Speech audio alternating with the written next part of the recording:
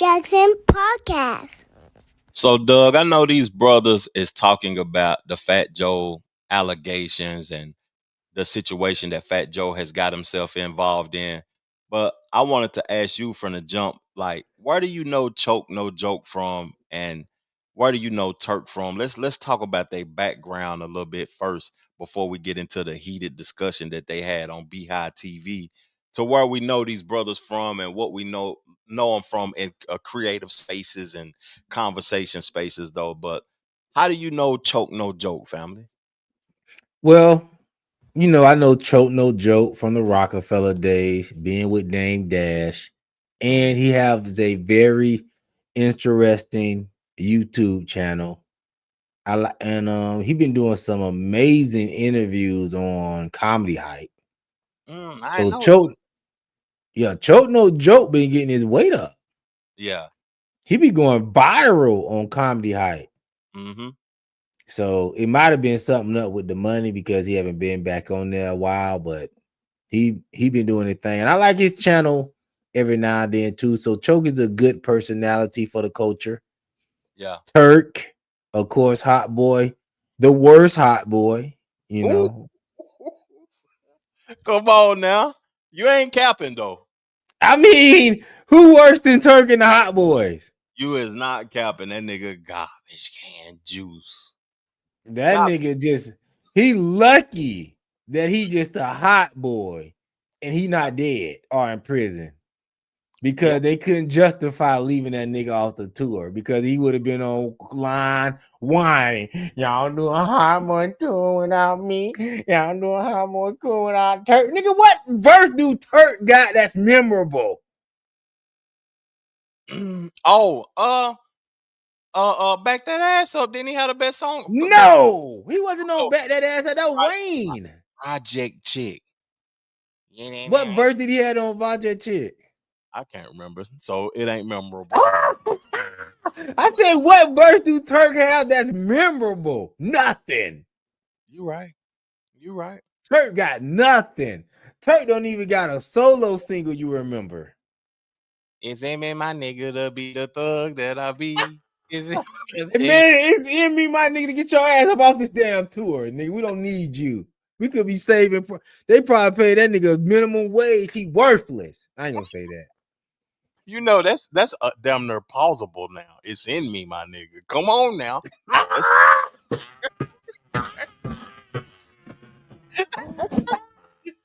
It's in me, my nigga. It's in me, my nigga. Nah, bro. That's Diddy shit. No. You gotta relax, big dog. Nah. So, what made this interesting to me is that Turk is from the South, Choke from the North. Is he from New York, Philadelphia, Jersey? What part? I don't know. New York. Right? New York. He live in Atlanta though. Okay. So he been in Atlanta for about a decade.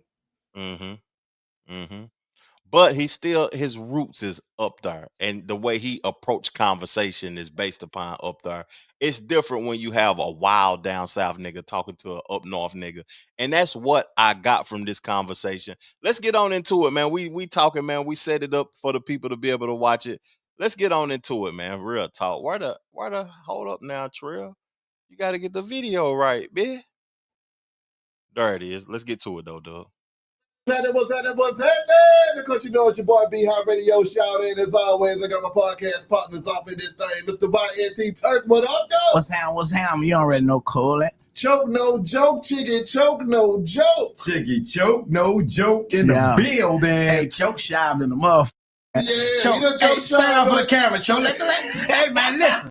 hey, y'all see Choke? The first with the shorts and the blazer, man, that I seen. You heard me? Yeah, man. What you talking about? Yeah, man. Choking his the joke clean on these folks. Now, I mean, Choke, I'm coming straight to you, man, because I know you got the intel on what's going on with this Fat Joe situation, man. Now, I mean, the lawyers running over folks. I mean, what's all going on out here, sir? Well, shout out to Tyrone Blackburn, but as y'all heard, he has been arrested today. June 25th, after doing a 2-hour live with me last night, I feel like they sent the boys at him. You know what I mean? And got the man arrested, man. He was talking real spicy on my show What last night. was he saying?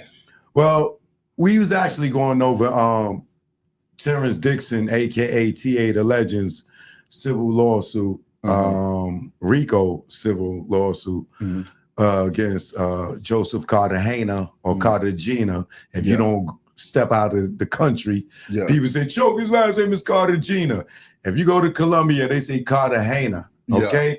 But aka Fat Joe, he's being sued by his former hype man, co-writer. He wore a couple of hats over there at Terror Squad, but he's been down with Fat Joe for the last 16, 20 years. And he felt like, you know, he wasn't being compensated properly. He went to Joe for some type of compensation and he didn't get it. So he was on the internet letting people know how he felt about Joe. Joe sued him for defamation of character. And then he lawyered up and went back at Joe with a countersuit and figure of speech, he know where all the bodies are. Let's stop it because we just did a live. We was just conversing about individuals taking their time and he's been down for 15 years. He was disgruntled about some finances. Now he want to spill all the tea and get a civil lawsuit. Is that wrong or is that legit? Should a person be able to do that, or is that a act of an individual not holding themselves accountable? Doug, talk to me, educate me, Doug. Talk to me, fam. This what I would say. If you keep it straight business, yo, Joe, Fat Joe, I wrote these songs for you. I feel I need to be compensated for my work. These are my lyrics. You never paid me properly. Let me get some dough and I'm out the door. There's nothing wrong with that. Now, when you start throwing the salacious stuff in there, trying to get people pulled into a federal indictment, Diddy shit, then I got a problem with it. Okay. But there's nothing wrong with you trying to get your money. But you need to have your business on point before it all falls down. Yeah.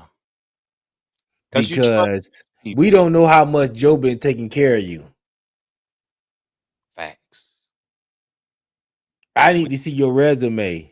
If you ain't had a job in 20 years, I didn't know how you made your money up to this point. If your answer is Joe Fat Joe been taking care of me, yeah, then he don't owe you nothing. That's a fact. And to me, coming at an individual like this, you got to be solid in how you coming. Pause. I'm gonna ask you a question, Doug. If somebody owed you some money, you felt as if you worked for them, their organization, their entertainment company, or whatever, you wrote raps and all of this, and they came at you and said, "Do something about it, nigga. We ain't paying you nothing. I done paid you enough." Look, he said, because you know, Fat Joe, they say he tough in the streets, he run with a crew. They say, "Do something about it, then, dog. You ain't gonna do nothing about it." Then how would you go about handling the business then if they threatened you like that? Yeah? Bro, that's a good question. I was just watching a video today where Boosie was mad at a promoter because he didn't get his back in. And he was talking about, yo, I pistol whip promoters. On live, bro. He was saying this stuff.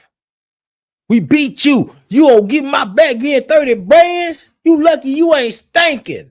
That's what he said. That's communicating threats. We just talked about that last week. That's online. So, and I was thinking when he was saying that, what would I do if I did all the promotion, I held up my end of a bargain, and they didn't pay me 30 bands? That's some money. Listen, all I would say, it wouldn't be nothing immediate. It wouldn't be nothing in the next year. It wouldn't be nothing in the next 2 years. Mm-hmm. That's just what I would say. It would have to be something I would have to sit on to a point, but it wouldn't be nothing immediate. But I don't even know how it feels to lose 30 bands. That's different. I can't, bro. I've lost 6 bands to a promoter before, but what I did when I lost that money, I held myself accountable. And to be honest with you, this platform that we discussing, the guy who got me for the 6 bands, salute to him. He was on this platform that we talking about and we showing right now, Beehive TV. So at the time, 8 Ball and MJG promoter was this guy named Motown. And I had did the song with him on the Bad Boy Records album. It's on the Bad Boy album. My verse is the first verse on their album that they did with Bad Boy. So they supposed to shot the video. I Western Union them 6,000 to come to my hometown to do the video, right? And when I Western Union them, all communication cut off. And I was like, whoa, hold up now. You know what I'm saying? Because we we was building a relationship. I done sent you 10 before. I sent you 15. Now you you know what I'm saying? You want to get me for 6. So I felt as if he was wrong by doing that or whatever. And Motown is a shady industry manager. He managed buddy that just died that got the song Walk It Out, Walk It Out, Walk It Out from Atlanta. He's a DJ Unk. Yeah, he managed DJ Unk. He managed Travis Porter, 8 Ball MJG, a few individuals down there in Atlanta. And he had finessed me for 6,000. I know what that feel like, but I wouldn't sue him based upon it was my fault. I had to look myself in the mirror and hold myself accountable and say it's just 6 little funky ass $1,000. It was my fault for sending it to him without any paperwork. I was just a dumbass street nigga that had some paper, and I made a mistake though. But I understand what you're saying about you don't know what you would do with if somebody had got you for 30 bands. The only thing I would say is that not reacting with violence is the main thing, because most people would get out of character and say, I'm gonna smoke this nigga. You know what I'm saying? And be on the internet talking crazy like that. And it depends. It depends. See, me, I don't have a violent past, so can't be like, I'm gonna smoke a nigga. Yeah. I ain't never, but I wouldn't react at that moment. But it depends on where I'm at. If I'm at Boosie level, I probably would take the L because I already got open cases. I wouldn't be online talking crazy. And 30 bands shouldn't be nothing to Boosie. Now, if I'm on the come up, that's just a lot of money. It depends.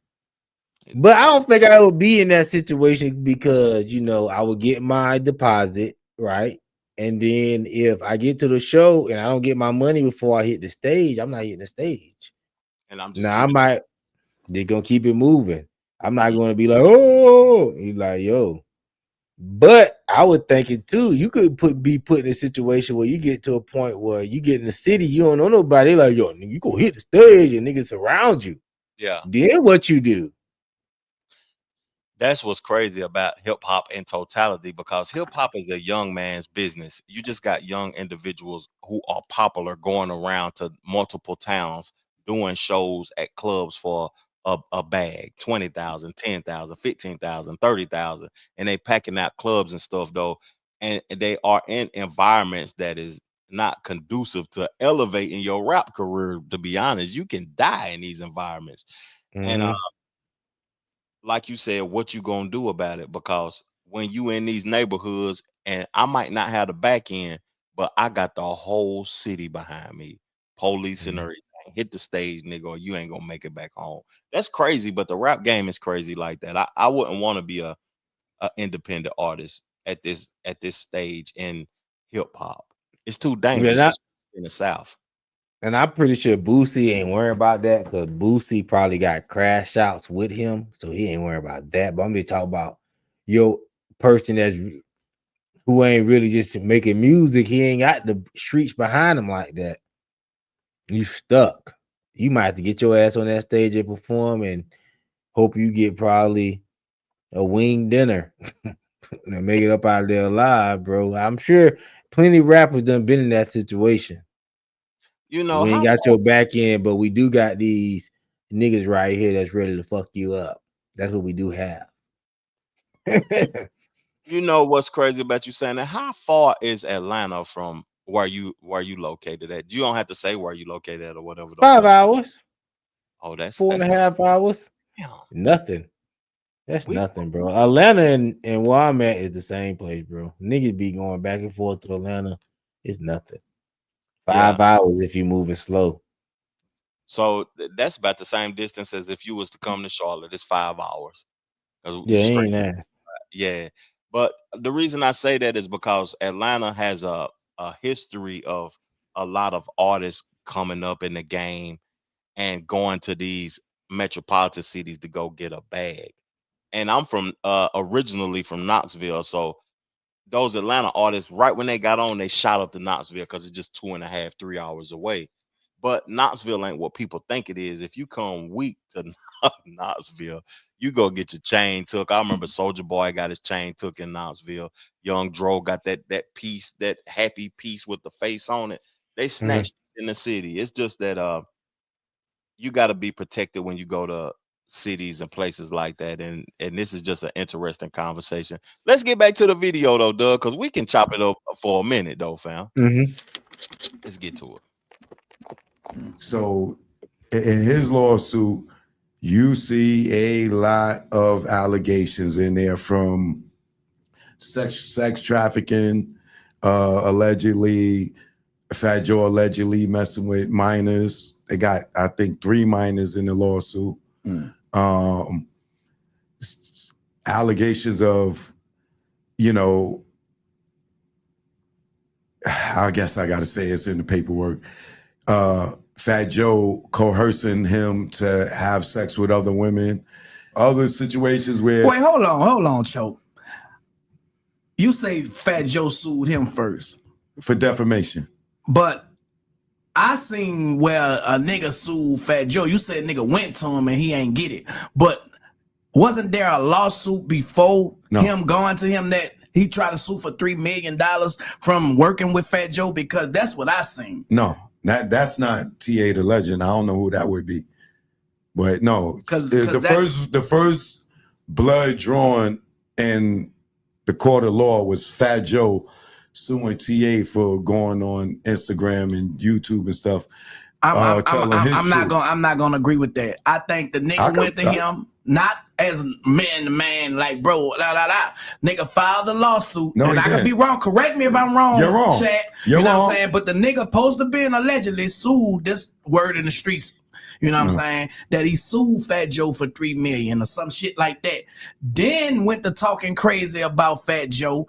And they wanted to get ahead of the story. You know what I'm saying? That's when Fat Joe filed or was trying to serve this nigga for the defamation of character. You know what I'm saying? After the whatever. And then the nigga, his lawyer, caught a charge running over a 66-year-old. You are 100% wrong, bro. You know, that's the story. That's going out. That's your story. Nah, that's the story that's on the line. No. That's your story. That must be your homeboy. That gotta be your homeboy. That lawyer gotta be your homeboy. I interviewed TA 3 times. So that gotta be your partner then. That don't make him my partner. I don't know him. But you can't be biased though, Chuck. If they got other information, you gotta entertain that other information too. It's you know what I'm saying? I don't have to entertain. I only entertain the facts. Now, if you can pull up a lawsuit that Terrence Dixon filed against Fat Joe before Fat Joe. So you saying TMZ lying? 100%. And what makes your information that you got correct about Fat Joe? Let's stop it right there, Doug. And you know, because independent media is important, and we are participating in independent media right now ourselves by creating content and giving our perspectives around the topics of discussion. And he said he's using TMZ as an example. Choke No Joke said that I specifically spoke with this individual 3 times on my platform, which media should the people trust and is more valid, or just what's your whole thought process about what's being said in general, family? Choke no joke. You should be trusting what Choke no joke saying, because it's already proven TMZ lied even about the Chloe Bailey and DDG thing. Mm-hmm. They were proving that they lied. So TMZ are known liars. That's why when I do my show, I don't reference nothing that TMZ got saying. I don't show no TMZ videos. TMZ is what they started off as, a spoof news show. Mm-hmm. Yeah. They try to legitimize themselves in their later years now because of social media, because they want some credibility. But when they started off, TMZ knew they was uncredible. Mm-hmm. That was their whole stick. This is your uncredible celebrity news. Yeah, yeah. It was just celebrity foolishness, to be honest Yeah. with you. Talking about things that was going on in the 30-mile zone, because that's what the acronym means, ain't it? The 30-mile zone of LA, or whatever it is, that area of Hollywood, the 30-mile zone. Yeah, so they not going to get no institution or no big company like TMZ is going to get away from what they started off as, and that's what they is. So yeah, you definitely can't believe TMZ. Yeah. So why is, I don't know. I'm gonna give my take first because I don't want to throw it off on you all the time.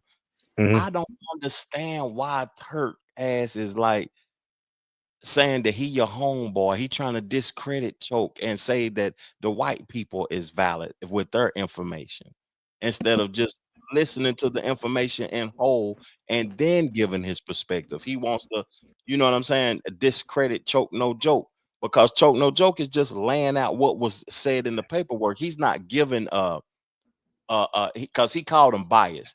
He didn't even give his opinion yet. Can I keep it real with you? Talk to me, fam. You want to know why? Talk to me, fam. Because Cash Money got bussy allegations up against them. That's just real. So when you rolling with people that got bussy allegations and kissing and all this stuff on camera, you want to encourage people, yo, don't believe stuff you hear. Don't believe stuff you see. Don't believe this. Don't believe that. I'm getting money with Cash Money. That's why, bro. I got to pull up. That's worth a pull up, bro. That's the truth. I got to pull up. I apologize. When people bring up the bullshit on you online, you want to say, bro, you believe in a rumor, man. Yeah. Yeah. That's why. You hit. I don't want to say that because that's pause worthy, what I was about to say. But Turk is a little aggressive. His nature is aggressive towards this man who hasn't even gave an opinion yet. We're going to keep playing the conversation, but I want to further the discussion with the things that's been said about Fat Joe online, the allegations that has been spewed, and people have read them and talked and went viral and making money off of Fat Joe. What is the worst thing that you have heard that has been filed in this paperwork about Fat Joe that you're kind of skeptical about, family? Nothing. That's why I haven't even commented on it, bro. It's just rumors. I don't want to hear about no Negro talk about, I saw you with a 16-year-old, or this, that, and the third. No, if we don't got no proof, I don't want to hear it. And if you seen it with a 16-year-old and you didn't report it to the police, we need to be locking you up too. You're a co-conspirator. Let's get back to the video. You said enough, family. I agree though. Wholeheartedly. Yeah. Because I'm the one reading the court papers. I'm the one reading the lawsuits. I'm the one that I interviewed TA before Fat Joe even sued him. He didn't never sue Fat Joe. He never went to court. He kept it street. Fat Joe's the one that went, and that's not allegedly.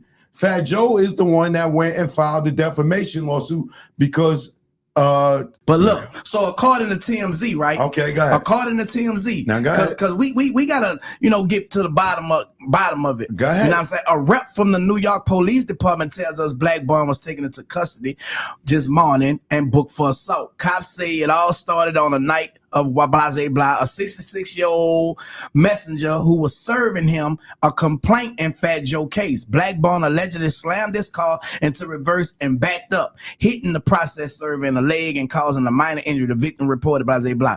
Black Bun arrest stems from a messy legal matter involving Fat Joe and the rapper's powerhouse attorney Joe Tocopina. Hold on. Let's get to it. Tocopina tells us Black Bun sent a demand letter on behalf of Terrence Dixon to Fat Joe requesting $3 million for allegedly co-writing music with the hip-hop star. Stop right there.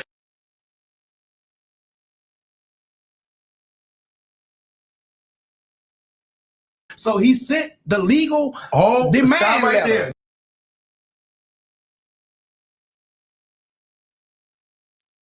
I don't know what's going on with the internet, Doug, but let's converse about what was being said at the time for a moment.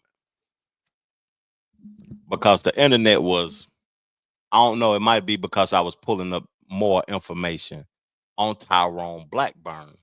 I was pulling up information on Tyrone Blackburn because my perspective of him has changed. I heard him call into the Star Report a couple of times, talking about the case and the trial and what needs to be done. And Star was interacting with him, saying that his point of views is valid.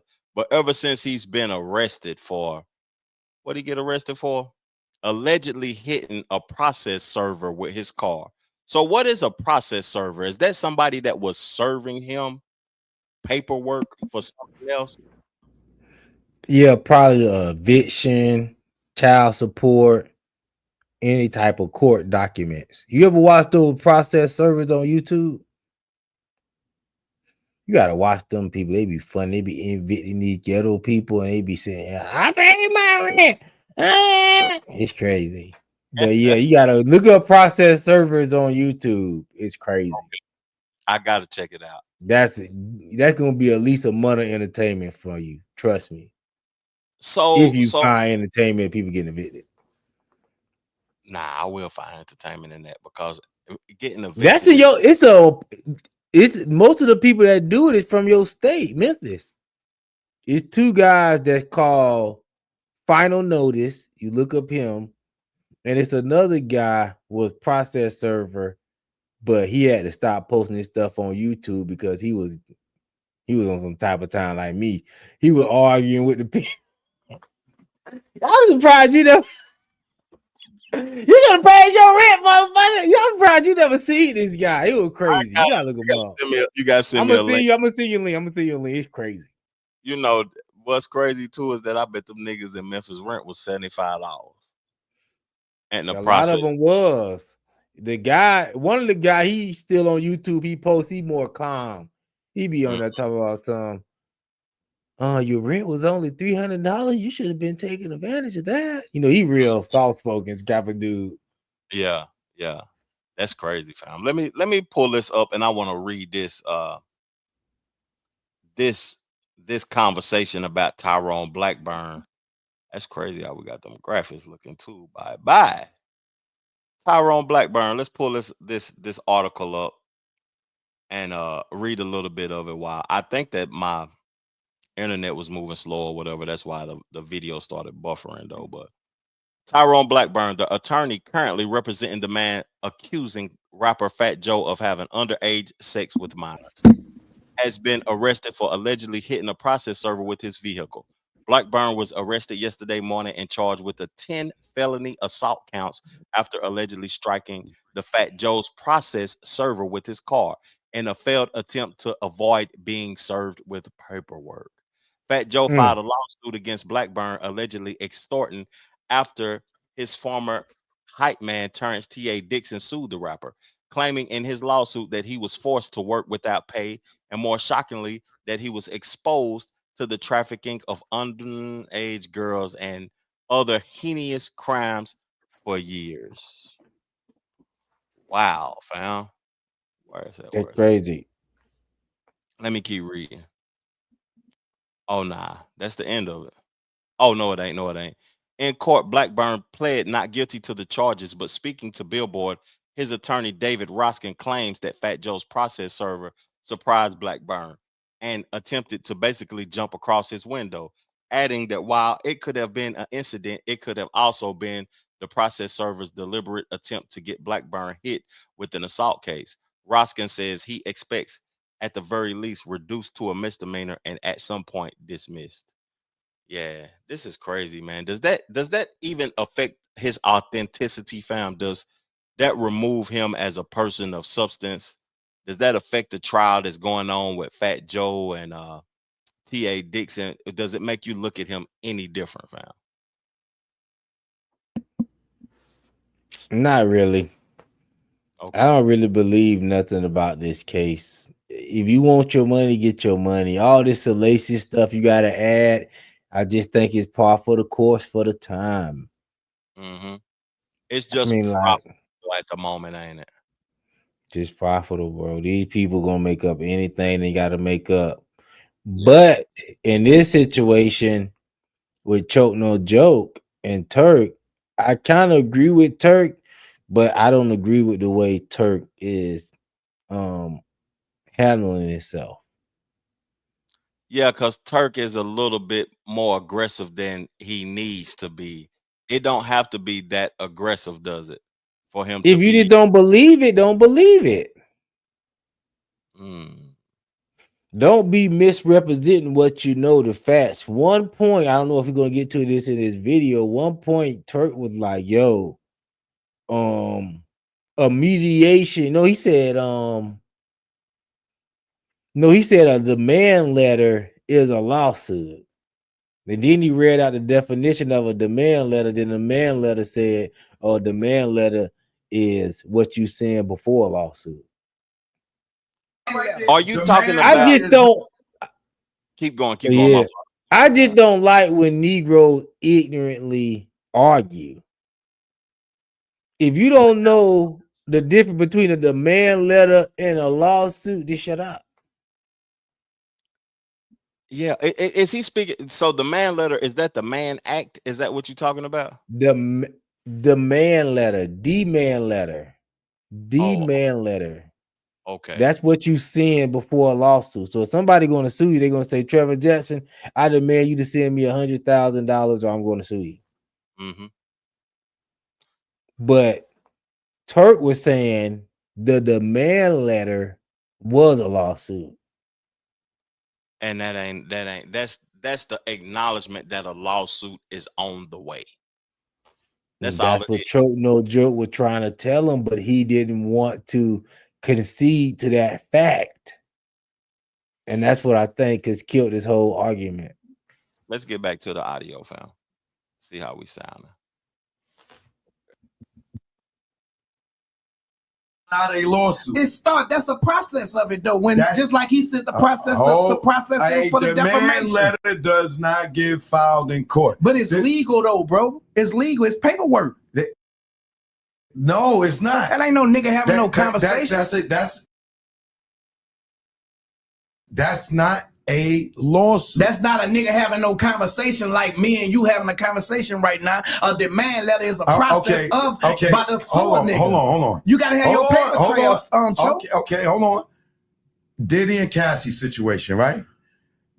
Cassie sent Diddy a similar thing. I'm writing the book, right? I'm gonna sell my book for $30 million, right? That's equivalent to a demand letter. That's not filed in court that she's writing the book or whatever. After the Diddy said, oh, I don't care, then she went and filed a lawsuit. Because it's a process, but that ain't you saying that they talk. He ain't talking. Nigga, I'm sending you a letter. That police ass shit. So Toka Peter says they blew off the letter. But Blackburn followed up. Hold on. Fuck your letter. So if you can blow off a letter, then that's not in the court of law. Man, fuck your letter when you got allegations in that letter. I'm gonna blow that shit off. And he followed up with another demand letter. He did two of them. claiming, those hold are not lawsuits. up. Demand Hold letter up. is not The a nigga got lawsuit. another demand letter claiming that Fat Joe was messing around with fucking minors. So I'm a send a demand letter to get this $3 million. We blow that all. Okay, the motherfucker want to blow that all. Well, now I'm about to send another demand letter, and I'm gonna make sure you give me this money this time, because I'm gonna say you fucking with minors. Then Tokapina said they wanted to get ahead of the situation, so they filed a lawsuit. That's the reason they filed a lawsuit. This nigga sending basically threats. If you don't do this, the same way that whatever that nigga name was, who from Texas, you know what I'm saying, who try to say Jay-Z did this and did that, demand letters, bro. That's some police ass court shit before it get to the court, bro. Once again, that is not filing a lawsuit. A demand letter is not, you don't go to court and with a demand letter. That will not show up on a docket. This is a lawyer to lawyer, right? Look, before we go to court, you know what I'm saying? My client feels he didn't get his publishing for the songs that he wrote, right? He wasn't compensated for the tours properly that he went on with Fat Joe. He's been down with Fat Joe for 16 years. 16 years, and have never sent a demand letter until 2025. A demand letter is in civil court is a formal written request sent by one party, usually the plaintiff. Pay attention to this part. Let this part ride. Cause this one he should have conceded. Let this part ride. Okay, let's do it. How the fuck they call him the plaintiff or their lawyer to another party, usually the defendant, before filing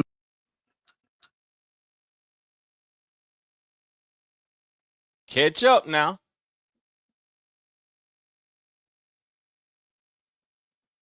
a lawsuit. It lays out the claim that damages. That's all you need to hear, bro. You should have shut up after that. So you saying it lays at the claim of damages is all that needed to be said? No. What needed to be said. I hear myself. You back right now. They say what needed to be heard was this is the step before the lawsuit. You should run it back like a couple seconds. Okay. Cause they skipped over. You didn't get to hear that part. I don't know. I done downloaded the video and everything. I don't know why I skipped. It doing that, and you downloaded it.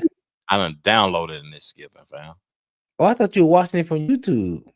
I'm watching it from YouTube. Downloaded on YouTube and it's skipping. But it's not downloaded because it's still rendering. Are you watching the downloaded version? Or are you watching the one offline? Let's get to it. Let me figure it out right quick. Because it should be rendering if you downloaded it. Yeah, I got the download. See, look, it say downloaded right there. You see that? Yeah. Say downloaded. I ain't tripping though. Let me go to the download. My downloaded videos. What is that? 932. Make sure I get this for the people, so the people who tuned into our show can have some high quality shit, man. I don't know.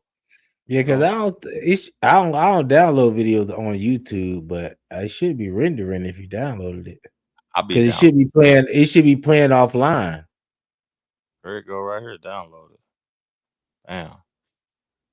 Now let's see what it's doing. Oh, I wasn't planning to download a version. I'm gonna say it should be rendering. Here it goes. So we got the information pulled up right here. Now I got it pulled up now perfectly. It ain't rendering no more. It won't render no more. So got it right. Let's see what my boy does saying that we need to hear right here. Let's get to it. There's a formal written request sent by one party, usually the plaintiff. Why the fuck they call him the plaintiff or their lawyer to another party, usually the defendant, before filing a lawsuit? It lays out the claim that damages. Before filing a lawsuit, right? You saying it don't have nothing? You said he filed the lawsuit first. I said that he filed something trying to get $3 million from this man. He filed the lawsuit. I told you he didn't file the lawsuit. You said it went talk. He went to it. He sent the man demand letter. No, nigga, I just said I read the demand letter. Okay, well, you try to say they went talk. I asked you, did he went talk to him straight up? You say yeah, because you believe that nigga. He ain't go to that man. He went on some police we ass all shit. watched it on YouTube and man, Instagram. That nigga sent this You're man a not demand familiar letter. with the situation. Bro, I'm reading what they got in the headline. However, you just got a personal connection. However, well, I don't the have nigga to, must have paid you, man. How much you getting?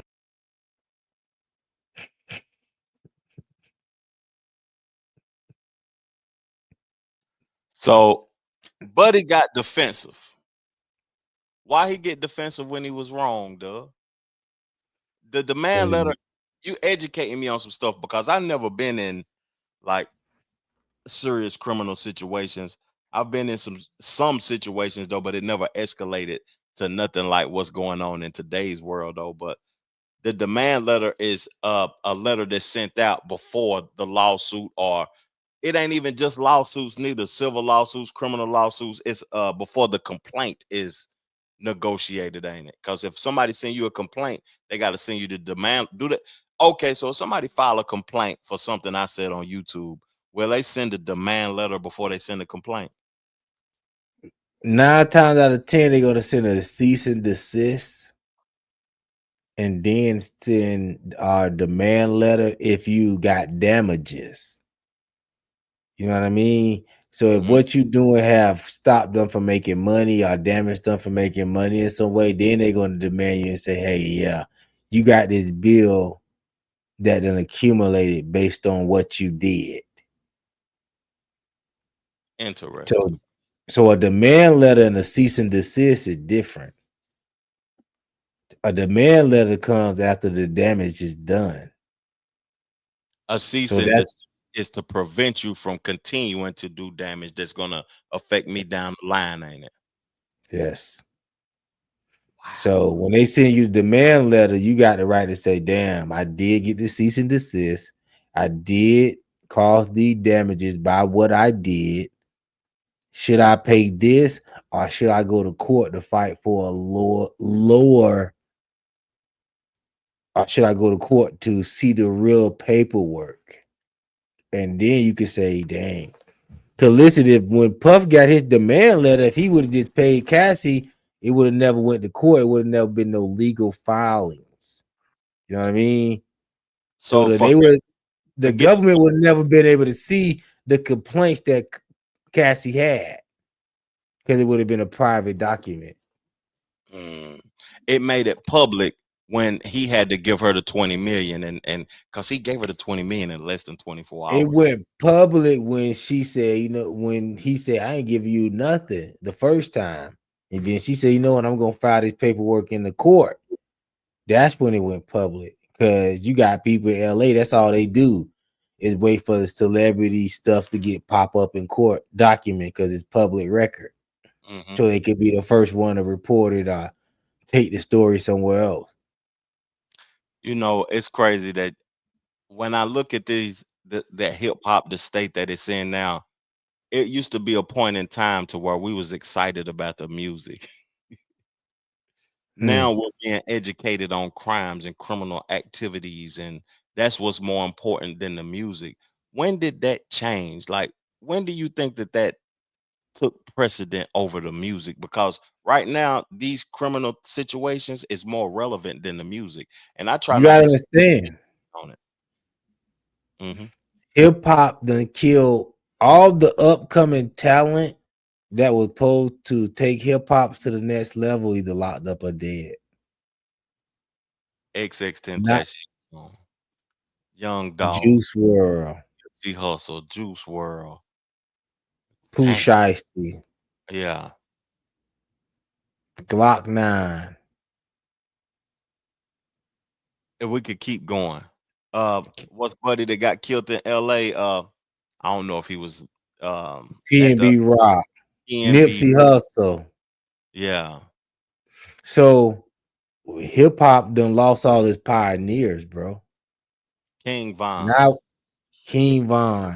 Now we got his posers, bro. People trying to sound like Playboy Cardi, pretty much. You don't have no real spitters. You don't have no real hip hop. You don't have these people that were finna take the music genre to the next level. So now what you have is you don't have any superstars. You don't have no talent. You don't have any. Bro, we talked about it. You gotta struggle to find hip hop news now, bro. That's actually talking about the music. The main people that's relevant now when you look at hip hop news is 50-year-olds. But it's a difference between hip hop news and black social media. You got a lot of stuff going on in black social media. What do you have going on in hip hop? Jim Jones. People waiting on it. People laughing at Jim Jones. People making memes and stuff. People ain't taking Jim Jones. I'm talking about something serious. People waiting on the Eclipse album. That's it. What other music people waiting on? I want to play a clip for you. That I made today. I did a piece of content about Wale, and this is about the ageism in hip hop too. We're gonna get back to this though, and we might need to close it out within an hour's time, but we cooking right now. But I want to play this clip for you because these 15-year-olds was talking about who they know more, Jim Jones, Nas, or Wale, the rapper. You know Wale too, don't you? Wale, one of my favorite rapper. I got two clips. I got two clips I gotta play for you then. And we're Wale got 3 classes, bro. No, Wale got like 4 or 5 classes. Don't say nothing else. Don't say nothing else. Talk to me about this right here. Fuck, I got my intro at the front of it. I'm gonna play it anyway though.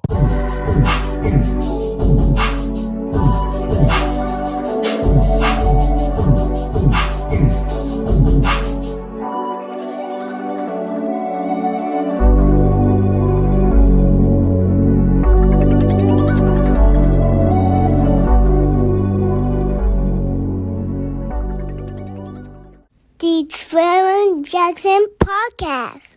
Tell them what we argued about the entire Vegas run, Rory. I think Wale's a better rapper than J. Cole. And that's my personal opinion. If someone said otherwise,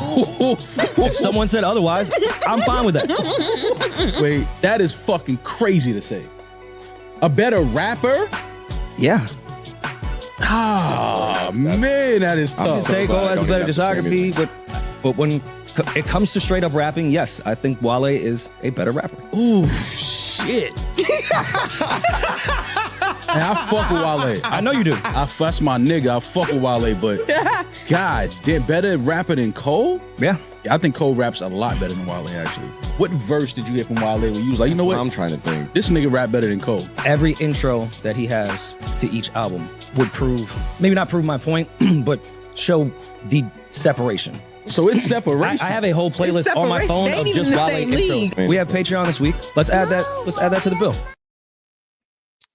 So my dog Doug gone for a minute though, but what's y'all thoughts about that clip? Nigga.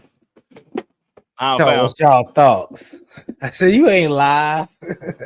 Oh, guess what? We might not be live, but the people who watching it found. Oh, you don't edit it out? Nah, I don't have to edit nothing. They can see the flaws and all, fam. You know. Okay. Respect the content. Talk to me. Listen. Rory's 100% right. Wale is a way better rapper than J. Cole. Wale got way more classics than J. Cole's. Ambition, Gifted, the album About Nothing. That we already Jesus Piece.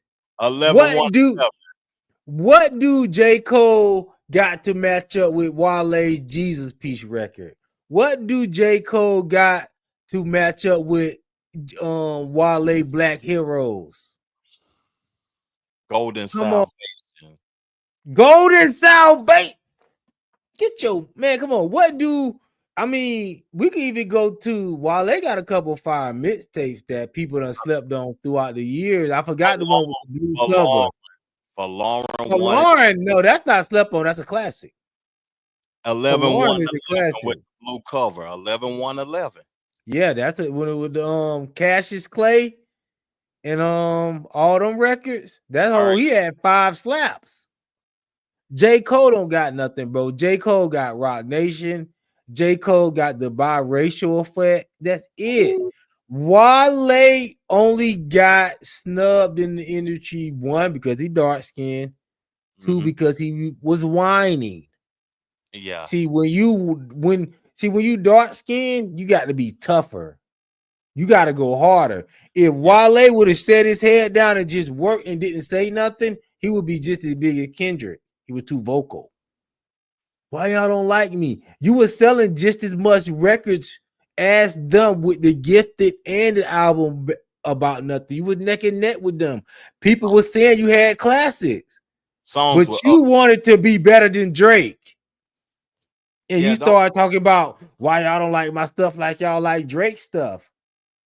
Bro, that was feminine. You don't even need to let a nigga know you thinking like that, bro. You just need to be like, yo, if y'all fucking with me, I'm happy with that. Let me build up. Do the Kendrick. If he would have went the Kendrick route, Wale would be bigger than Drake right now. Guess what? Because Wale would have had better staying power. Because he's still dropping dope records now with the I'm Not Alone. Yeah. Blanco. Did you hear the new freestyle? Don't make me play it. I don't want to play it. I ain't heard a new freestyle, but I did hear his new single he was just pushing, Blanco. And I think I watched another joint from him, but I forgot what it was called. He 3 for 3. And 3. he got the sneaker culture on lock. On lock. So he would have been, if he would have went the Kendrick route, he would have catapulted at the right time when he was time for him to be cocky. Kendrick did it the right way. Kendrick played his position. People was bigger than him. He got his Drake feature. He wasn't too big to get a Drake feature. He featured on Drake album. He played his position. And then once he got enough, you know what I mean? What Pac say? Build my hate up with my weight and pay you back when I'm bigger. Yeah. He didn't do that. He let his hate get bigger than his weight. That's true. I agree with that too. What's crazy? And I'm sorry to cut you off. I'm just throw this in. I'm gonna set up. J. Cole threw the dagger in my man with that little BS song he threw about yo Wale ungrateful, y'all. He ain't happy with his position, and he wasn't grateful when y'all was fucking with him. So fuck him. So J. Cole stuck the dagger in him. That was light skin behavior. Yeah, so and by him not like, yo, well, me and J. Cole friends, and I don't care about that. And his response to that wasn't thorough.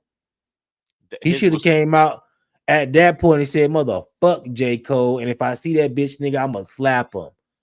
See, people don't want to respond like that, but that would have got a certain crowd, niggas like me on your side. Yeah. Because he want to keep his industry relationships. Keep cooking, though. Yes, but when you come out all that on me and his friends, we talk behind the scenes, and I ain't know where he was coming from at that point in time, so I understand we had to come. No, when you come out like, man, fuck that nigga, when I see him, I'ma slap him. That get people like me on your side that was already friends. Now, you don't do that. That don't stop people like me from messing with you. Facts. But if we just know where you at in the game, you let a sucker like J. Cole, who Kendrick threw one bar at, and this bitch nigga folded. And the same thing he would have did if you would have came at him like that, but you let a bitch nigga punk you. Wow. So when you let a bitch nigga punk you, you can't get worse than a bitch ass nigga. I fought with Cole. Now, hold on. Now, man, Cole is a bitch ass nigga, bro. And been a bitch ass nigga. He made North Carolina look weak, didn't he? He's not only he made North Carolina look weak, it's just that I don't mind him backing out the Drake beef, whatever. That was bound to happen. But don't come out fucking with Ye, messing with Wale. And then when somebody step to your porch and say, "What a smoke at," you walk off. You had a whole song. You was on the city bus and you were bobbing your head and you were BSing. So no. So I don't like it just for the fact what he tried to do to Wale career. If you felt like that, That's cool. Put it on the album as a cut. Don't shoot a video and make it your lead single off this man Twitter demise to Yeah, try that to was. get some quick clout. You make me That's want to some hear whole that. shit. You make me want to hear that song again too, fam, because that was a foul record. To be honest with you, that was foul. And it didn't do nothing. It was just a whack shit. No, let me kick Kanye back in and let me kick Wale back in. It didn't And work for Kanye because Kanye, but that Kanye did crashed. detriment to. I don't think it affected Wale's career. I think it did. I think it did because Wale already didn't have a home after Rock Nation, and just moving around like that. I feel like Rock Nation chose J. Cole over Wale. Well, they're gonna choose J. Cole over Wale because J. Cole is the first artist signed to Rock Nation. And now J. Cole isn't even a part of Rock Nation. Both of them has separated their Bro, you know the record industry. What you just said. J. talk. Cole was the first with Rock Nation. Mm-hmm. J. Cole still Rock Nation, bro. Yeah. Yeah, you're right. You don't walk away in this industry, bro. And we hold you hostage as long. We got to get some bread from you, even if it's a 0.5%. The bread got to keep coming in. It's just like people be talking about Kendrick Lamar ain't with TDE no more. Stop the cap. He with TDE. He's evolving TDE artists. He is promoting Doechii and all of that, and he got TDE artists on tour with him right now. So he's always TDE. TDE get less percentage and less real estate on his projects, but that's it. They money still secured in the background. These people, once they build you up to be an artist like bro, they never let you go. There's no such thing. They got you to perpetuity, bro. And guess what? Most of these artists want their back catalog. You got performance royalties. Come on, bro. You know the business. You never free. Yeah, you ain't never free unless you start free. Unless you get all your stuff back like Jay-Z. But he had the And bread. he's the only one that did that in the industry. I think that catalog was worth something. Yeah, you're right. That was worth something. Even though Nas' catalog might be worth something, it's his only album that's actually really worth something on the back end is Stillmatic and Illmatic. And The I'm rest pretty sure he don't got those. Yeah. I'm positive he don't got those. Yeah, that's true. They wouldn't even let Kanye buy his albums, bro. They sold his album to somebody else. I wouldn't have let Kanye buy his albums back. He got the money. That's what I'm saying. You can have the money and these people won't let you buy your shit. But so you telling me you thinking J. Cole got his stuff, huh? Buy it from the person they sold it from then. Who? If they sell your catalog to somebody else and they don't want to sell it to you, buy it from the person they sold it from. They sell it. Man, you know how these contracts be, bro. You cannot sell it to this person, that person, if we sell it to you. They put that in writing, bro. Damn, I forgot about the clauses. Bro, they don't play those type of games. They don't want you to have it, bro. You know, J. Cole is actually reinventing something in the game because I purchased his podcast and his latest album, the extended Forest Hill Drive version, off of this website, Inevitable. It's called Inevitable something because I wanted to hear the podcast to create content from it. And I wanted to hear the new album to react from it so I could make some money off of it. So I paid $20 to be able to listen to every episode of his podcast and his new album. And it was dope. It's creative. I think that more artists need to go the independent route and create websites and not upload to streaming platforms, YouTube and all of that, even though that's where the people at. But you want to have if you really famous and you popular, you want to have your creativity and be able to monetize it your own independently, to be honest with you. I got a couple I could make a ton of money off of a musical artist right now, just teaching them how to promote themselves. But this what I was finna say, real quick before we move to the next thing. The only classic J. Cole got is Forest Hill Drive.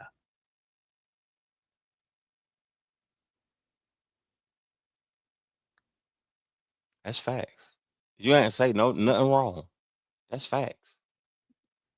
That's facts. KOD may be a runner-up, but Forest Hill Drive is the only classic J. Cole album that I know of. You could put in no skips. That's facts. And that personifies the feeling that this state gives you of North Carolina too. That shit sound like North Carolina. To be honest with you, I think the neighbors think I'm selling dope. That get off my and all of that, man. That is his best. I mean, that's his only album. That Get Out GOMD. That's a classic album. But to me, Wale do have 3 classics: Ambition, No skips. No Skip, Gifted, No Skips, and Album About Nothing. No Skips. Shine, no skips either. I like that Houston, Atlanta, Vegas song. I like that Cocaine White song on there too. I like, Wale is a hell of an artist. To me, he has a catalog that's up there with Kendrick and Drake. And that's why I say he way better than J. Cole. I just think Wale just one of those dudes. He played his hands wrong. So should he have been part of the big 3? Yes, he should have just stayed quiet. See, only reason why Cole made the big 3 because Cole stayed quiet and he rode that Forest Hill Drive wave. I got once you gotta go ahead. Keep cooking. No, that's all I had to say. But yeah, I just feel like Wale, I never heard that conversation before, but Wale is way better than Cole. Cole only got 1 album. And you know when you got that 1 album after Forest Hill Drive, you listening to the next couple albums to see like, yo, I want that feeling again. Never came. That'll never happen again. That's over. Now Drake done did it again. Wale done did it again. You done heard, say when you hear take care, you were turned up again when you heard Nothing Was the Same. And you were turned up again when you heard Views from the 6. And you were turned up again when you heard Scorpion. And you were turned up again when you heard If You're Hearing This, It's Too Late. Even though you figured out, you were real turned up with that, even though you figured out he didn't write it. But that had it super turned. Nigga slept on Certified Lover Boy. I ain't even gonna cap to you. Certified Lover Boy, it wasn't no non-skips, but he do got about out of 20 songs, it's 10 songs on that joint. That's go. Yeah, he got 12. It's 10 out of 20. I say I give him 11 out of 20. One more. Yeah. He got if it's 20. It's a 60% album. Yeah. I like, it's crazy that we're having this conversation about Wale because I meant to play this clip that I made first about these 15-year-olds talking about Jim Jones, Nas, and Wale, but I want to bring something to your attention too. I think that you've seen this floating around the internet. I want to read it though, and we are content creators ourselves. And what does this mean to you? I'm about to pull this up on the screen. Joe Budden's Patreon numbers. He posted it in his Instagram story and he tried to take it down, but he shows that he's making $902,000 monthly. Also, he showed that he has 154 active people subscribed, paying $10 a month to his Patreon, and he had 30.2 million views that month. $900,000 a month. When you hear that as a content creator and as a person that, me and you are about to build something exceptional too with a podcast platform, what's your thoughts when you hear $900,000 a month, fam? Listen, when I hear numbers like that, I know it's $9,000 a month out there for me. I'm not the type of person that shoot for the stars, bro. Listen, the way Joe Budden make $900,000 look, I'm gonna make 9,000 look the same way. It's gonna be the same thing. Mm-hmm. It's gonna be the same thing. It's not gonna be that. It's not gonna be 900,000, but it's gonna be the same thing. So I feel like, I may not get 900,000, but if I get to the point where Joe is, I might get 90,000. That's a win to me. Yeah. I may get 100,000 a month. Listen, that's how I look at it. If I could get 100,000 a month off podcasting, I don't care what Joe Button getting. 100,000 a month, bro. I can't spend that much money. It ain't. Trust me, I know me. Nah, you can spend that much money now, though. Bro, listen. If I'm making 100,000 a month for 5 years, it ain't nothing else I want. Oh, Trust yeah. me. It don't matter how much money I get. I ain't getting no Rolls Royce. It don't matter how much money I get. I ain't finna be getting no. I'm in the South, so I could get a big ass house for $250,000, $500,000. Mm-hmm. It's nothing. Like I say, it's gonna look the same. It's gonna look the same with 100,000 and that 900,000 joking. He in New York. I agree. That don't go far in New York. Nah, hell. That's what I'm saying. Give me 90,000 a month. What? I can have a car note. I can have a car note on the Rolls Royce and be paying 20 bands a month and still be nothing. Man, you can survive in parts of the dirty South with $2,000 a month. There's people living off of that, making a lifestyle off of 35, 40,000.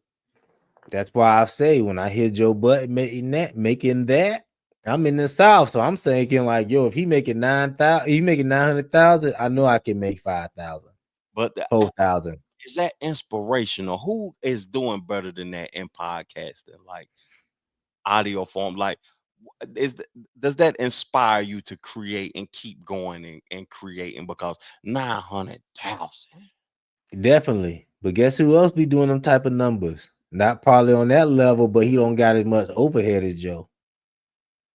Anton Daniels. Anton Daniel got a crazy Patreon. I'm on his Patreon. Let me see how many. Anton Daniel got a crazy Patreon, bro. He got 154,000 though. People spending 10,000. No, Joe had I forgot what it said. See, a lot of times I be telling people you can't go off of people like Joe and Cameron. They had that 90s promotion, millions of dollars worth of promotion from the record business, bro. Mm-hmm. We ain't gonna never touch them, bro. Ain't nobody gonna ever spend millions of dollars to promote you, bro. Yeah, to make us the face of their company. Yeah, bro, that ain't gonna never happen, bro. Joe good without doing podcasts. Joe gonna make $1 million just off him and social media without doing podcasting. If he was to be in the Godfrey lane and just be getting interviewed, he'll make $1 million. He'll make $1 million just off reality TV. When you find that, if you want me to pull it up on the screen, I can too, Doug. What? Find it.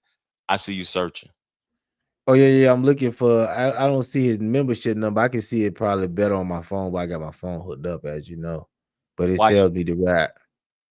While you researching, I want you to listen to this though, because we still in the pop conversation. We done got completely away from Turk and Choke No Joke, but we're gonna keep the conversation going just to be able to, me and Doug, we warming up.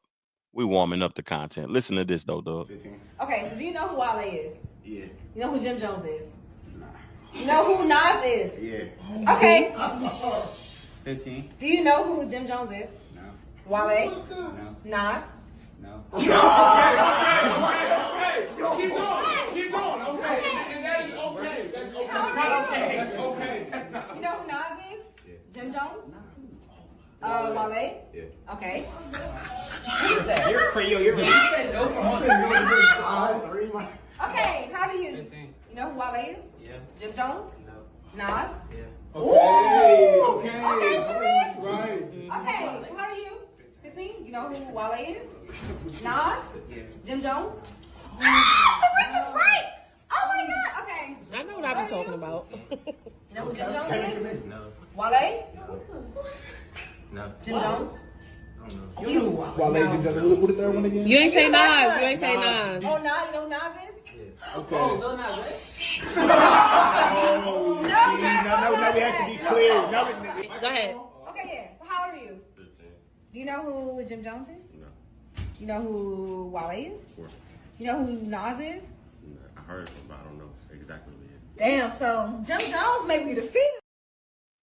So listening to this conversation and thinking about ageism and hip hop and them being 15-year-old individuals, what do you think about? None of them knew Jim Jones. All of them knew who Wale was, and majority knew who Nas was. Or is this was a troll conversation? Was they doing this trolling? Nobody know who Jim Jones is, bro. Jim Jones is popping far as like the older school inspiration of a still active rapper, but he ain't on no younger people radar. I heard one or two people didn't even know who Wale was. I thought all of them knew who Wale was. They didn't know who Nas was. One person didn't know, but this is what I'm saying. You remember when we were growing up? We used to have TV, bro. We were forced to watch certain things. So they used to have these little hip hop documentaries that used to come on probably every so often on MTV, BET, and they will force you to watch the older videos, learn who was the people that started rap, different stuff like that. And with the new content, they used to mix in with the older content. So you used to watch older rap videos with the new rap videos on BET. So you had respect for the old school. You wanted to hear the old school. And it wasn't, listen, we just getting to this point where it's such thing as old music. Good music was just good music back in the day. If I went and picked up an old Bobby Womack album, I ain't say I'm listening to some old shit. Yeah. No, I'm listening to that good shit. Yeah. Yeah. If I was back in the day when I was growing up, I wasn't born in 90. I was on 5 years old in 96. But in 2000 or in 2003, when I went and picked up a Tupac album, I didn't say, "Oh man, I'm listening to some old ass shit." You would listen to some good shit. Yeah. It wasn't no people around you like, man, turn that old shit off.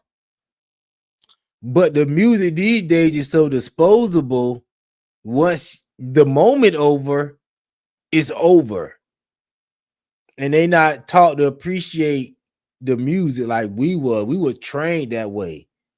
So we had respect for what people came before us. We used to be in the CD book reading credit. Oh, you sampled this person? Oh, let me go look back and see who you sampled. Okay, damn, this one okay. You used to do all that back in the day. These people ain't going back. They sampling people regularly, don't even know who they is, don't care. I don't understand why it's like empowering to disrespect an older person. Why do the youth feel empowered to disrespect somebody older? Because as I get older, I realize that, you know, the youth, they can't hold a conversation with me to the point to where they feel as if they got to disrespect me and call me unk or old nigga or this or that. And I'm just as fly as them, or I might be even flyer, fam. At the end of the day, it's just that I don't understand why. When I was younger, I used to listen to the older individual. If I got tired of listening to him, I would just remove myself. I wouldn't be disrespectful towards them. But nowadays, it seems like they're empowered by the disrespect. And I don't understand that shit, man. Well, they look at it like this. Oh, you made it to being old and you free and you doing your thing. You must have been a bitch ass nigga because everybody I know that was a real nigga dead before they get to be an old nigga. Just real, bro. So now you an old nigga, so they look like you made it this far. You must have been a bitch ass nigga. You ain't really, you ain't get locked up, you ain't fucked over nothing. Nah, you ain't living like I'm living. And that's how they look at it. So when they see you, they like, yo, you mama sister, you mama brother. And guess what, though, fam? I'm sorry for cutting you off, but I gotta finish. Hell yeah, I was a bitch ass nigga. When it was time to be a bitch ass nigga, I embraced being a bitch ass nigga. That's the difference. Because I didn't want to die. Like, who wants to go to jail? Who wants to die? Like, what value is it in a fuck nigga calling me a real nigga and me being dead, but and being a real nigga than me being in this nice house, eating, drinking, celebrating life, living life? I would rather that and be a fuck nigga than you call me real and I be in a casket. Yeah, but that's like, because it's like, yo, they feel like, yo, you done made it this far, so you must not be putting it all on the line. You don't give a damn like I don't give a damn. That's a fact. We having two different conversations. That's a fact. Have a conversation with somebody who don't give a damn, and you give a damn. And that's the difference. The youth give a damn, and they can't convey the message that they're trying to say and the things that they're trying to do. And I ain't gonna condemn you for that. But as you get older and you become more knowledgeable, the less of a fuck you give. That's what I would say. Well, it depends on what aspect you're talking about. In what people thinking, you're right. But I'm talking about these youth don't care about their lives. They don't give a F about their lives. So when you don't give a F about your life, you don't think you're going to get old. So you don't have no respect for people getting old, bro. I talk to a lot of young people, bro. Even when I was coming up, they're like, I don't think I'm getting old. They don't think they're going to get old, bro. I know that ideology, Doug, because at one point in time in my life, I thought I wasn't gonna make it to see 25. You know, that's the age. 25 is the age. So when you talking to somebody young, you gotta know until they get to make it to 25, they don't think they're gonna make it, bro. They don't give a damn. When you turn 25, around 27, that's when niggas start to want to listen. That's when niggas start clicking like, yo, I'm gonna be here for a while. You know, let me start trying to get comfortable. That's when you start seeing niggas start. Let me start trying to get comfortable. Let me start because these niggas ain't killed me yet. I must not be important. It happened to me at 29, to be honest with you. It clicks. Yeah, it clicks at a certain time, bro. You start realizing, like, yo, I'm gonna be here. Let me get comfortable, bro. Yeah. I'm not worth killing. You know, I feel like we had a good conversation. We done got deep off into the rabbit hole though with this. Yeah, it goes deep, but that's crazy though. And I know that feeling. Especially when I was growing up, because we were listening to a lot of pop and Boosie. And Boosie's always say, if you make it to 25, nigga, you a OG. What was that? Was just I don't know what I was listening to it. What was that? Oh shit, the fuck niggas was out when I was about to turn 25. A lot of the music was crunk music, Lil Jon and the East Side Boys, Yin Gang Twins, around 2004, 2005, T-Pain and all that. That shit was weak when I was about to turn 25. No, we was on that Boosie. I don't know if that was like drill music, but I would think that was just that was gunslang music. Boosie had that gunslang music. I'm gonna tell you who was the creator of drill music. A lot of people don't give credit for. Who? Gucci Mane.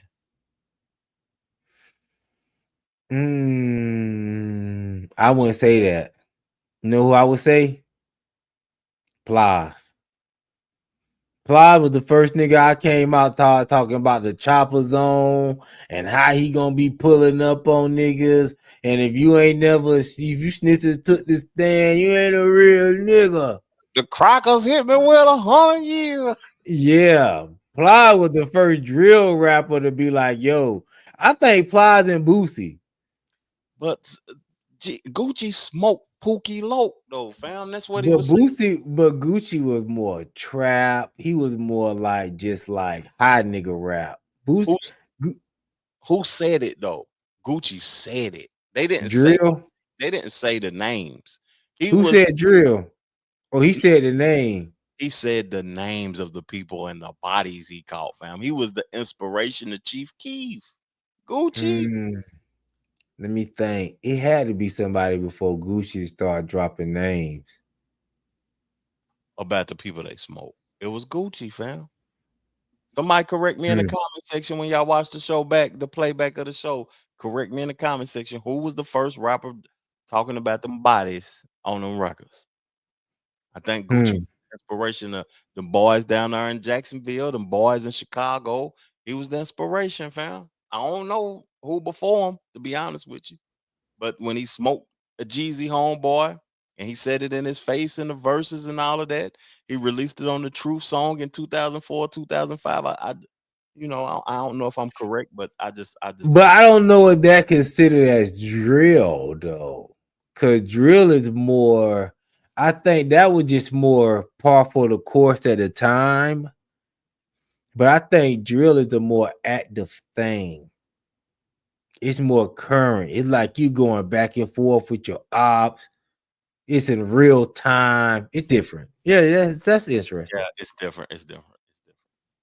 And drill music is moving also. It goes to the UK, Chicago, New York, Jacksonville. It's all over the place. Drill music is interesting. I really can't even listen to that because I feel like it has a frequency that impacts the mind. In what way? You know, music is powerful, man. If you're a biblical person, they say the devil was the instructor in heaven and all of that foolishness of the orchestra in the heavens. Mm-hmm. And they said he was casted out into to hell or whatever from the heavens of being the person who orchestrated the music in the heavens. So I feel like music has a influence on people. It makes people act different, react different. Imagine like if I play Willie Hutch, I choose you, baby, and then I play Future, how your energy changes. You know, if I play I got two something bitches at the same damn time. And I switch it, your energy changes. Then I'll play a country music song. Music has power over people's actions and reactions. It make people react. Like when people go do something, they need to have a soundtrack for what they're doing. People have sex, they have a soundtrack for sex. People have a soundtrack for riding. People have a soundtrack for getting money. Everybody has their soundtrack for their interests. If you go jog and you need a motivational song to make you finish that 5K, you'll have a playlist for it. I think that music is powerful and it affects the blood flow and the frequencies in the individual. Do you think it's that powerful, Doug, or is it? Am I just doing too much? I think with music and entertainment, you gotta just be in control of your frequencies, I would say. What's the percentage of people that you know have knowledge of self that can control their frequencies, fam? Well, they may not have knowledge of self, but most people can control their frequencies. Most people is not going to hear Molly Percocet and go do Molly Percocet just off hearing it. You know what I mean? Yeah, I agree. I agree. It don't matter how good the beat is. Yeah. But you do have a certain percentage of people that probably before they even heard the song that were probably already involved in some stuff like that, and they hear it, and that may bring them deeper into it, or may make them more emboldened to do whatever they're doing. But even like me, I listen to Dave Blunts all day. I don't never go around the city start looking for a cup of lean. You know what I mean? Yeah, yeah, yeah. So, and you know what I mean? If I do want to feel, I just hold my cup up. You know what I mean? And it ain't no lean. So really, but it's all about, I feel like whatever in you is what music gonna bring out of you. If you violent and you hear some violent music, you're gonna get violent. If you a hoe and you hear some hoe music, you're gonna get freaky. You know what I'm saying? If they start talking about blaming on the goose and that cause you to drink more, you probably was already had a drinking problem. It ain't got nothing to do with the song. I want to say something so silly, but I apologize, fam. Now it's different when you're talking about children. But I can even say from even when I was a child, some stuff it did make me want to do, and some stuff it didn't. Some stuff I knew I wasn't gonna do. Do I think I would smoke weed if I wasn't listening to hip hop when I was younger? Probably not.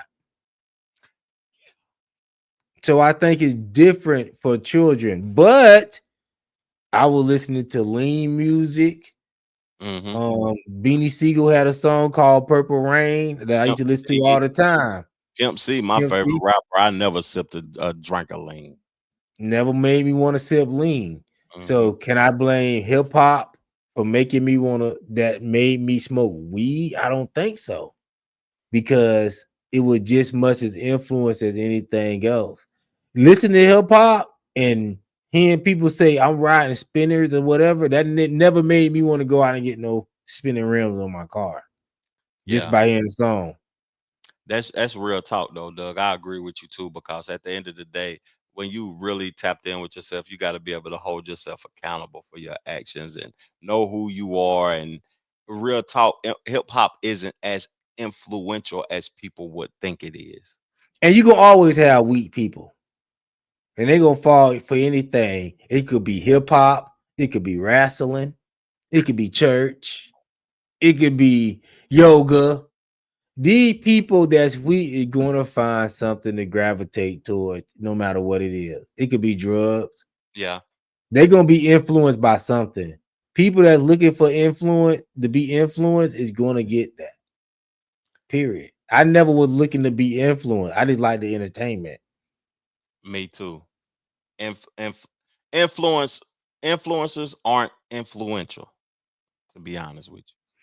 And the stuff that I was listening to, and they was already into the stuff that I was into, it wasn't because of them. I was already into that stuff probably before I even started listening to them. You know, That's something. I could give a perspective about the NWA era though, because when they came out, I was like 8, 9 years old. And when that song "Fuck the Police" came out, that had a little bit of impact on me though. I felt like the police was my enemies ever since then, and I had a father figure. My uncle was the police, and I used to be like, "Fuck the police," just because that song, it had an impact on the way I thought. But did you ever have a problem with the police? Nah, I didn't even have a problem with them. It's just that, growing up in the hood or whatever, where I grew up at, they were always out there. We couldn't leave when we wanted to. They was pulling niggas up and doing all type of crazy shit in the community. So I felt like if they was hindering the people that I grew up with and I was around and I knew, forget them then once I heard the song. But you didn't understand the stuff that these people was into. You wasn't privy to all that as a kid. That's what I'm saying. The music can influence you as a kid, but once you become an adult and you become objective, and you be like, yeah, the police fucking with y'all because y'all sitting up on this fucking corner, y'all should be going to work. Yeah. Or at least go in the house. To where y'all just not on the corner like this. Y'all could prevent the police. Guess what? If y'all spend 2 or 3 weeks off this corner, the police gonna eventually get an order from their sergeant and say, "Yo, move from that corner because there ain't nothing popping. Y'all just getting sitting there getting free money." Yeah. But we wasn't thinking like that. Know what I mean? But that's things that you look at when you become an adult. But when you looking at stuff as a kid, you looking like, man, they just fucking with the people I like. Yeah. We can't sit on the sidewalk. We can't sit on the back of other people's cars. You could do whatever you want to do, but you have to be productive. And you will realize that though these people wasn't productive, because if they were being productive, police shouldn't even had the opportunity. I'd be so on the move. What I do when I see the police, what I like to do, my shit so tight, paperwork, insurance. I like to, you know what I mean, get over and get on past the police. I don't sit over there and drive slow and be bullshitting. And I be having weed and everything. Yeah. I'm like, yo, my shit good. I'll do this to them now. But most of the police where I live at black though, so in Charlotte, I'm waving at them. What's up? What's popping? They way back. I ain't tripping. But you realize that, yo, I'm productive. when you productive, people know when you productive, and people know when you ain't productive. Yeah. Let's close the show on now, Doug, man. We had a hell of a conversation, man. It even got to cooking these last 20 minutes, boy. Yeah, I don't know how you gonna cut this up. I ain't gonna cut it up. I'm gonna cut up certain pieces of it, the Joe Budden conversation. I'm gonna cut up some of the Wale conversation, but I'm gonna just let it ride in its entirety. Yeah, because it's a lot. Because this went left, right, left. But it's good, though. Yeah, good. It was on point, but it was left, right, left. Here we go. Yeah, let's get to it, man. I appreciate y'all tuning into the show. I'm gonna put a link in the description to subscribe to J Doug channel, and J Doug gonna put a link in his description to subscribe to my channel. We appreciate y'all tuning in. Do you gotta say anything in closing, Doug? J Baby, play crazy if you must. Chill.